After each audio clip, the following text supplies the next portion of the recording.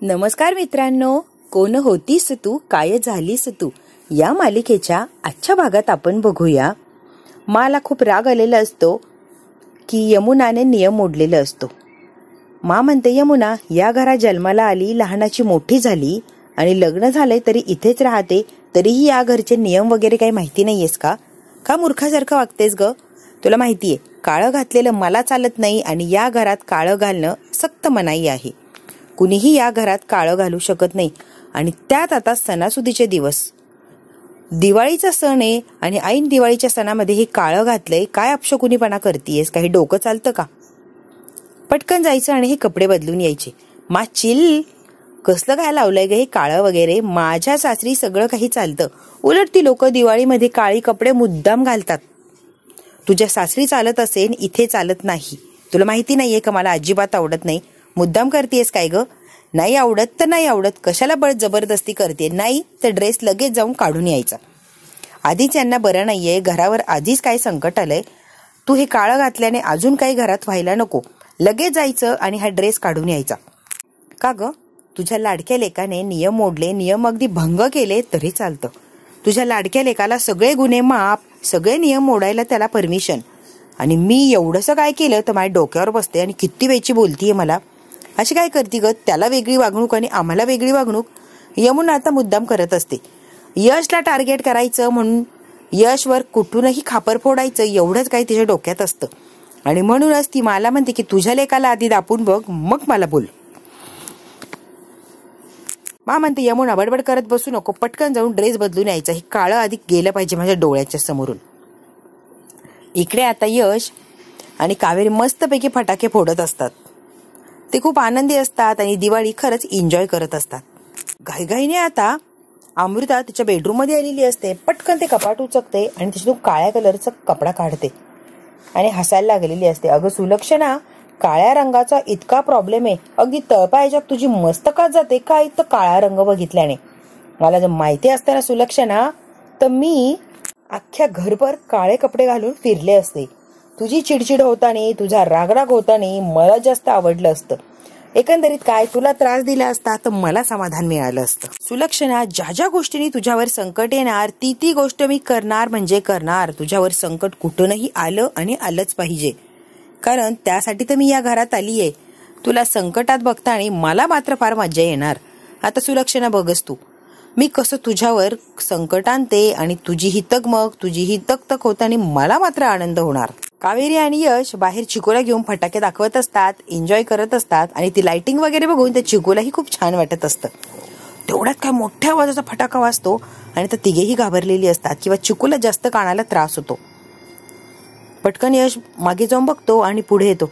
काय कावेरी, इतक्या मोठ्या आवाजाचा फटाका कोणी लावला असेल? आपल्या घरात तर कोणीही लावणार नाही, कारण सगळ्यांना माहिती आहे मोठ्या आवाजाचा फटाका अंगावर काळी ओढणी पांघरून अमृताने लावलेला असतो.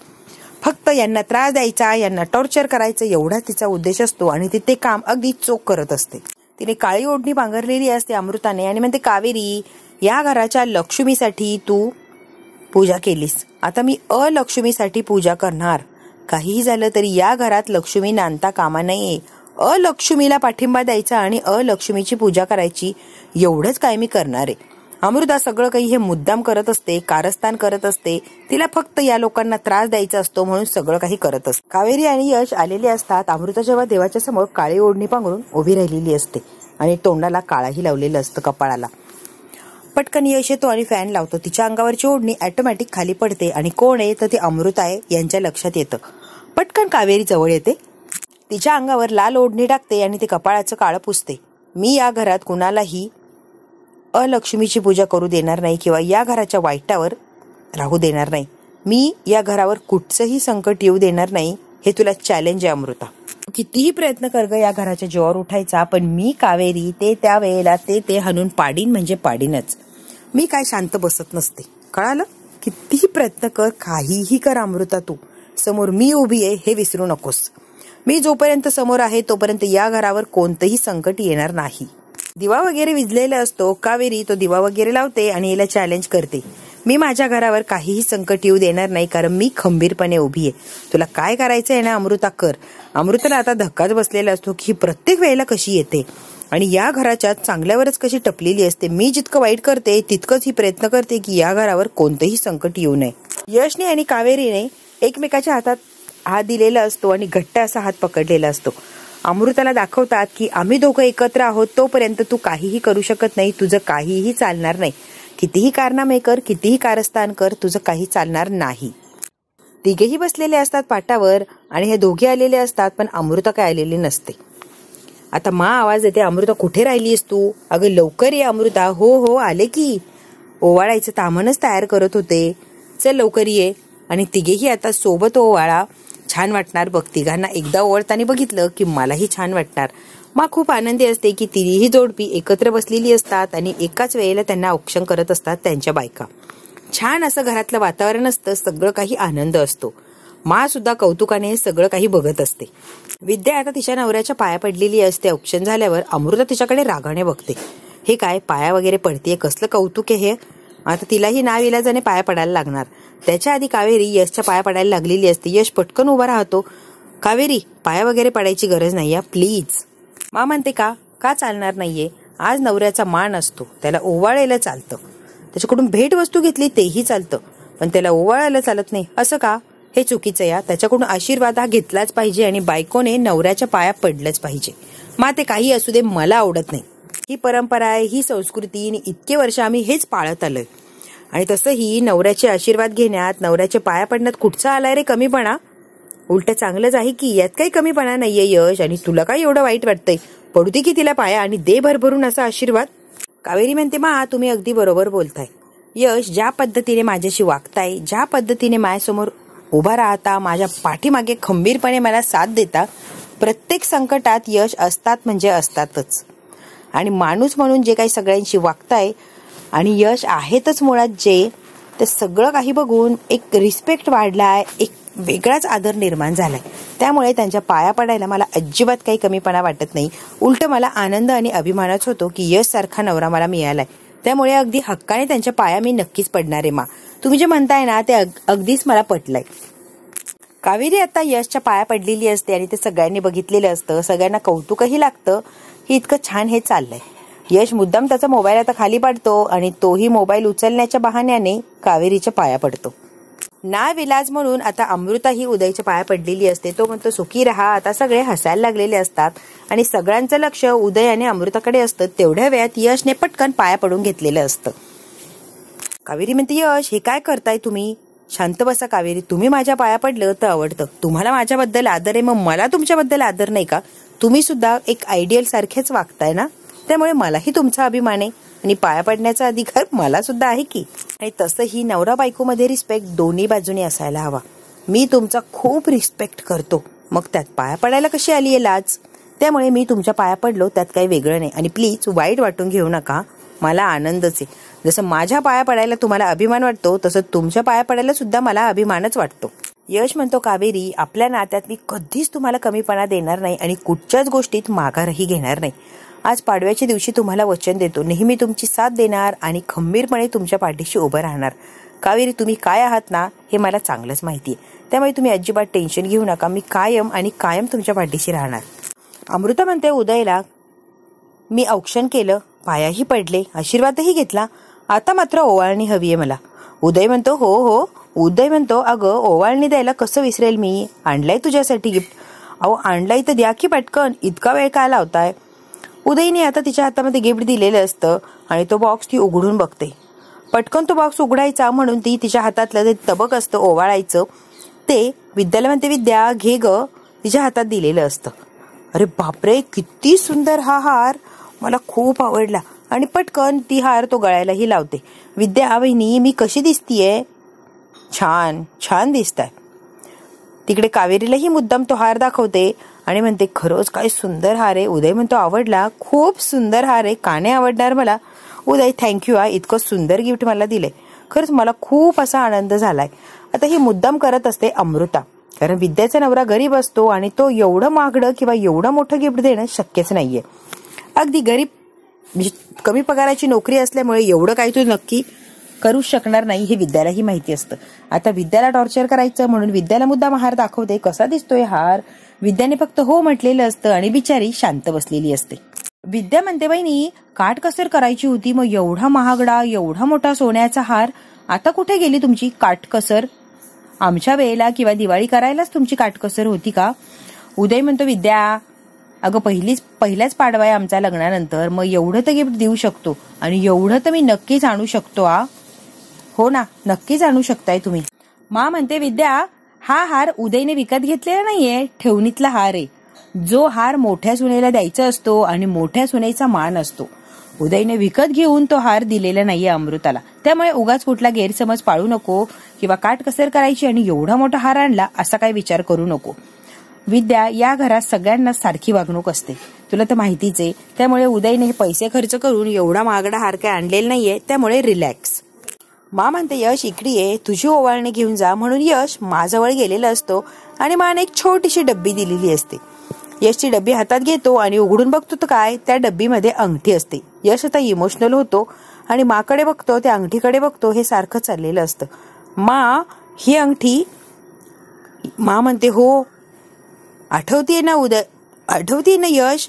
यश म्हणतो, हो मा, का आठवणार नाही. आता लहानपणी असताना यशला काय घडलंय ते सगळं काही आठवत असतं. मा जेव्हा त्याला आवाज देते आणि तो दारात बसलेला असतो, तेव्हा माने आवाज देऊन त्याला आतमध्ये बोलवलेलं असतं. यश जेव्हा नाराज होऊन आई वडिलांची आठवण आली म्हणून लहान असताना बाहेर बसला असतो अंगणात, अगदी एकटा पडलेला असतो, तेव्हा मा त्याला आवाज देते आणि जवळ बोलवते. काय रे, आई बाबांची आठवण येतेय का? हो. एकटा नाहीयेस बाळा तू, उदय दादा, यमुना ताई सगळे तुझे भावंड आहेत. तू एकटा नाही आणि एकटं स्वतःला समजूही नकोस. एवढं सगळं घर भरलेलं असताना तू एकटा कसा आहेस रे? मा त्यावेळेला यशला म्हटलेली असते की आजपासून तू मला मा म्हणायचं आणि मी तुझी मा आहेस. त्यामुळे तुला आई वडील नाही कधीही असं वाटून द्यायचं नाही आणि एकटा आहे असं तर विचार कधीच करायचा नाही. आजपासून तू माझा झालाय आणि मला फक्त मा आणि माच म्हणायचं. अगदी प्रेमाने माने त्याला जवळ घेतलेलं असतं. ते सगळं काही यशला आठवतं. आणि त्यावेळेला यशला सांगितलेलं असतं, कुणी विचारलं तर हेच माझे आई बाबा आहेत. आई बाबांबद्दल कोणाला काही सांगायचं नाही. मी तुझी आई आणि ते बाबा हेच लक्षात ठेवायचं अगदी शेवटपर्यंत. खूप प्रेमाने माने यशला आपलं केलेलं असतं आणि आपुलकीने आत्तापर्यंत सांभाळलेलं असतं की ते कुणालाही कळत नाही की यश माचा मुलगा नाहीये म्हणून. त्यावेळेला माने ती अंगठी स्वतःच्या हातातून काढून यशच्या हातात घातलेली असते. थोडी सैल असते, पण मा म्हणते तुला मी दोरा बांधून देईन म्हणजे अंगठी अगदी घट्ट येईल तुला, पण ही अंगठी हातातून कधीही काढायची नाही. ही अंगठी जोपर्यंत तुझ्या जवळ आहे तोपर्यंत मा तुझ्याकडे आहे असंच तुला वाटणार. त्यामुळे यश ही अंगठी काढायची नाही बरं बाळा. आता यशही म्हटलेलं असतं की हो मा, मी कधीही काढणार नाही अंगठी हातातून. ते प्रेमाने माने त्याला जवळ घेतलेलं असतं, एका आईचं प्रेम दिलेलं असतं आणि त्याला आई वडील नाही हे कधीही त्याला आतापर्यंत जाणवूच दिलेलं नसतं. यशला आता सगळं आठवतं आणि यश इमोशनल झालेला असतो. मा तर रडायला लागलेली असते. मा, तू म्हटली होती की तुला आई वडील नाही हे विसरून जायचं, आम्हीच तुझे आई वडील आहोत आणि आजपासून ही अंगठी स्वतः जवळ ठेवायची. सगळं काही आठवतंय ग मा. आता दोघंही इमोशनल झालेली असतात. यश म्हणतो, हे अंगठी आपल्या नात्याचं प्रतीक आणि हीच अंगठी मी आज कावेरीला देणार आहे. यापेक्षा मोठी गोष्ट काय असू शकते? माझ्यासाठी तर जगातलं बेस्ट असं गिफ्ट आहे आणि तू इतक्या प्रेमाने दिली आणि तेही कावेरीला द्यायला. त्यावरूनच माझं आणि कावेरीवर तुझं किती प्रेम आहे हे लक्षात येते मा. यशला खूप असा आनंद झालेला असतो की ती माने अंगठी दिली की तू आता कावेरीला दे म्हणून. यशला खूप असा आनंद झालेला असतो, मा जगातलं बेस्ट गिफ्ट आहे, थँक्यू सो मच. काय करू आणि काय नाही इतका आनंद झालेला यशला त्या छोट्याशा अंगठीमुळे. अंगठी छोटी आहे की मोठी यापेक्षा त्या मागच्या भावना महत्वाच्या असतात आणि यशला त्याच खूप महत्वाच्या आहेत. म्हणूनच माचं खूप कौतुक भरभरून असं करत असतो, पटकन पाया पडतो आणि माचे आशीर्वादही घेतलेले असतात. मा म्हणते, बाळा नेहमी सुखी राहा, काहीही तुला कमी पडू देऊ नये. यशने आणि माने एकमेकांना घट्ट अशी मिठी मारलेली असते कारण त्यांचं प्रेम खरंच काही वेगळंच असतं.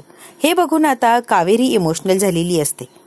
यश आता घट्टी मिठी मारून झाल्यावर म्हणतो, मा तुझ्यामुळेच मी आणि कावेरी एकत्र आलोच. मा थँक्यू, सगळ्या गोष्टीला तूच जबाबदार आहेस. मा म्हणते, यश माझ्या मुलांसाठी मी काहीही करू शकते, अगदी काहीही. लक्षात ठेवा. आता सगळे माकडे बघायला लागलेले असतात. मा जेव्हा म्हणते की माझ्या मुलांसाठी मी काहीही करू शकते. यश आता ती अंगठी कावेरीच्या बोटात घालतो. अगदी सगळ्यांच्या समोर. हे कुणालाच आवडलेलं नसतं. कावेरीचं कौतुक केलं की सगळ्यांच्या तोंडावर अगदी 12 वाजतात. नेहमीप्रमाणे आत्ताही तेच झालेलं असतं. कुणालाच तिचं कौतुक हे आवडलेलं नसतं. यमुना अमृताच्या तोंडावर खरंच 12च वाजलेली असतात. फक्त बिचाऱ्या विद्याला खूप असा आनंद झालेला असतो. ती कौतुक आणि त्या दोघांकडे बघत असते. यशने कावेरीला अंगठी घातलेली असते आणि छान असं गिफ्ट दिलेलं असतं. अंगठी घातल्यावर पटकन ती अंगठी खाली पडते. हातातून जेव्हा अंगठी खाली पडते तेव्हा सगळे काही बघायला लागतात की अंगठी कशी खाली पडली. अमृता आता हसायला लागलेली असते की तिच्या हातून अंगठी पडली आणि अपमान झाला. यश पटकन ती अंगठी उचलतो आणि म्हणतो, कावेरी ही अंगठी तुम्हाला लूज होतीये. कावेरी म्हणते, काही हरकत नाही, होऊ द्या लूज, मी बरोबर ऍडजस्ट करून घालेन तिला. मग आता मुद्दाम टोमणा मारते. यश, अरे तिचे हात नाजूक आहे ना, मग त्या हातांना एवढी जड अंगठी कशी पेलवणार. जड अंगठी आहे ना, तिला पेलवत नसेल. हो ना ग कावेरी. मा म्हणते, उद्या सोनाराकडे जा, ती अंगठी घेऊन सोनार व्यवस्थित करून देईल, मग हिच्या हातात ती पक्की अशी बसेल आणि तिच्या हाताला पेलवेल सुद्धा. हो ना ग कावेरी. अमृता इतकी नालायक असते की त्याला काही लिमिटच नसतं. मुद्दाम त्या विद्याला टॉर्चर करत असते. तिला माहितीये तिच्या नवऱ्याकडे पैसे नाही किंवा पुरेसा पगार नसतो, त्यामुळे मोठं गिफ्ट वगैरे तो काहीही देऊ शकत नाही. सगळ्यांनाच माहिती असतं, अगदी मला सुद्धा. मुद्दाम ही अमृता टॉर्चर करत असते आणि सगळ्यांच्या समोर म्हणते, ठीक आहे मा, मला एवढं मोठं गिफ्ट मिळालं आणि त्या कावेरीलाही छोटीशी अंगठी मिळाली, पण आता कसं आहे, विद्याचं गिफ्ट तर राहिलंच, यांची ओवाळणी बाकी आहे की. बघू आता विद्याला कुठची ओवाळणी मिळतीये. खूप छान असा गजरा दिलेला असतो विद्याला आणि तो गजरा बघूनच खूप आनंद झालेला असतो विद्याला. तिला माहिती आहे तिच्या नवऱ्याची परिस्थिती काय, त्यामुळे विद्या अजिबातच काही राग वगैरे मानत नाही किंवा आरडाओरडा आदळआपट काहीही नाही. अगदी प्रेमाने आणि हक्काने तो गजरा स्वीकारलेला असतो. हे बघ विद्या, पुढच्या वर्षी पैसे साठवेल आणि महागडं असं गिफ्ट घेईल. विद्याच्या चेहऱ्यावर खूप असा आनंद असतो. बिचारी म्हणते, कशाला हवंय महागडं वगैरे गिफ्ट, तुम्हाला माहिती आहे ना मला गजरा किती आवडतो, मग त्या महागड्या गिफ्टच्या मागे का पळायचंय. आवडतोय मला गजरा आणि गजऱ्यातच मी खूप खुश होते, मग मला हे महागडं वगैरे गिफ्ट देण्याच्या फंद्यात पडू नका. यातच मी खूप खुश आहे आणि मला खूप आनंद झालाय. तुम्ही जे गिफ्ट दिलंय ना ते खूप असं आवडलंय, त्यामुळे उगाच काही वाटून घेऊ नका आणि महागड्या गिफ्ट द्यायचं याच्या मागे काही पळू नका. मला आनंद झालाय तुम्ही जे गिफ्ट दिलंय त्यातच. अमृता म्हणते, किती छान सांभाळून घेता हो तुम्ही तुमच्या नवऱ्याला. अगं अमृता, हो असंच सांभाळून घ्यायला लागतं आणि याला तर संसार म्हणतात की. अहो खरंच मला आवडलंय, तुम्ही दिलेलं गिफ्ट खूप छान आहे आणि खरंच मला आवडलंय. मला फरक पडत नाही अमृता, गिफ्ट किती महाग आहे, किती मोठं आहे, किती छोटं आहे किंवा काय गिफ्ट आहे, याच्याने मला काही एक फरक पडत नाही. सगळ्यात महत्वाचं, माझ्या नवऱ्याचं किती प्रेम आहे माझ्यावर हे मला माहिती आहे आणि त्या प्रेमानेच पोट भरतं की गिफ्टची मला गरजच पडत नाही. महागडं गिफ्ट मिळालं म्हणजे नवऱ्याचं खूप प्रेम आहे असं असतं का अमृता. माझ्या नवऱ्याचं माझ्यावर किती प्रेम आहे हे गजऱ्यातूनच कळतं आणि गजरा दिलाय म्हणून साधारण गिफ्ट दिलं असं नाही. अहो मला खूप आवडलंय तुम्ही दिलेलं गिफ्ट. आता माही कौतुकाने हसत असते विद्याच्या ह्या उत्तरावर.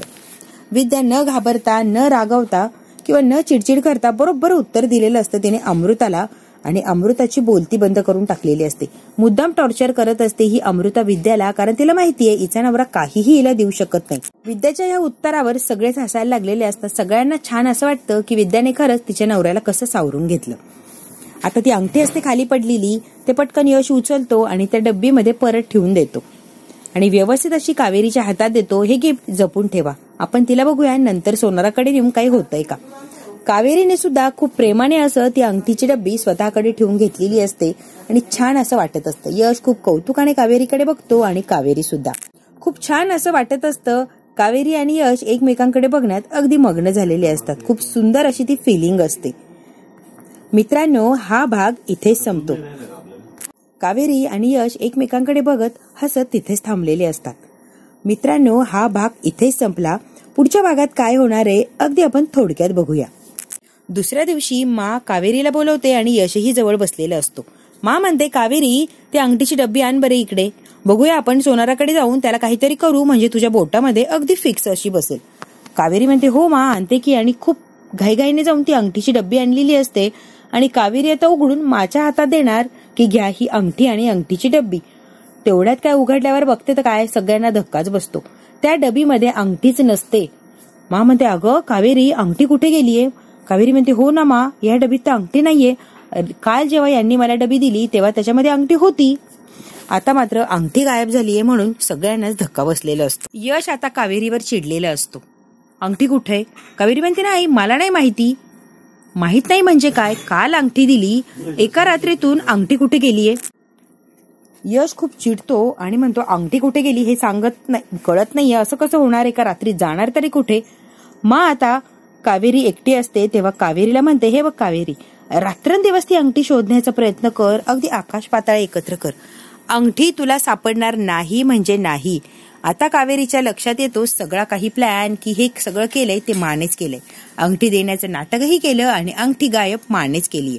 आता बघूया काही झालं तरी अंगठी यशला हवीच असते आणि कावेरी आता अंगठी शोधून यशच्या हातात देणार किंवा असेच डावपेच खेळणार आणि कावेरीला तोंडावर पाडणार.